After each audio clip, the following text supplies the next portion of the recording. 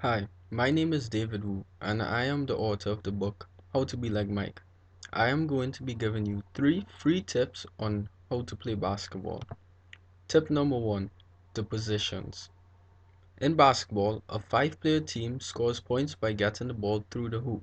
Each basketball player has a specific position and responsibility. The position, which consists of 2 guards, 2 forwards, and 1 center, call for different physical requirements and skills. Position 1, the point guard. Usually the shortest player on the team should be the team's best passer and ball handler. A good example of a point guard in today's basketball culture is the Bulls' Derrick Rose. Next is the shooting guard. Generally taller than a point guard but shorter than a small forward. He is usually the best shooter on the team. Example, Miami Heat's Dwayne Wade. Next, small forward, the all-purpose player on offense, aggressive and strong. Example, New York Knicks, Carmelo Anthony. Next, the power forward, has muscles or at least a little bulk. Must be able to catch passes and hit shots near the basket. Example, Los Angeles Lakers, Paul Gasol. Next is the center, usually the tallest player on the team. Example, Dwight Howard.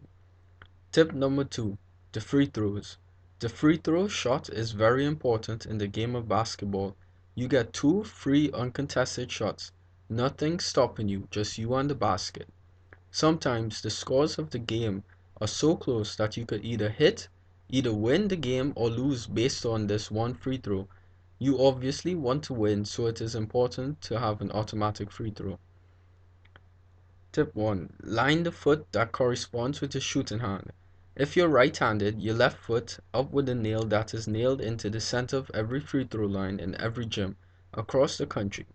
If you are shooting outside, try to guess where the center of the foul line is. This guarantees you a level of alignment with the rim, helpful to your success. Though there are exceptions to the rule, most great free throw shooters follow this line of thinking even if they don't admit it. Tip 2, fix your eyes on the front of the rim. Do not use the back of the rim or even worse the white square on the backboard as your point of reference. Doing so means that you are looking towards a place on the basket where, if you hit them, you will most probably miss. Whereas, if you aim towards the front of the rim, your mind automatically tells you to shoot the ball at this point with a trajectory conducive to a friendly bounce.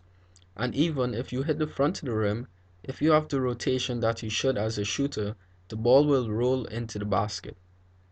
Tip 3. Key thing to remember is the acronym BEEF. This stands for balance, eyes, elbow, and follow through. This is the key to being a consistent free throw shooter. Tip number 3 from my book, knowing the game. Basketball IQ is knowing the game, not like the typical TV watcher, but knowing the game.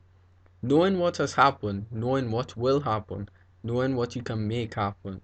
I think that if you are smart and tough, that you can be a very successful player at almost any level. Now, if you add skill to the equation, it makes you a pretty dangerous player. So, how do you work on your basketball IQ? One way is to study very successful high school, college, or NBA players.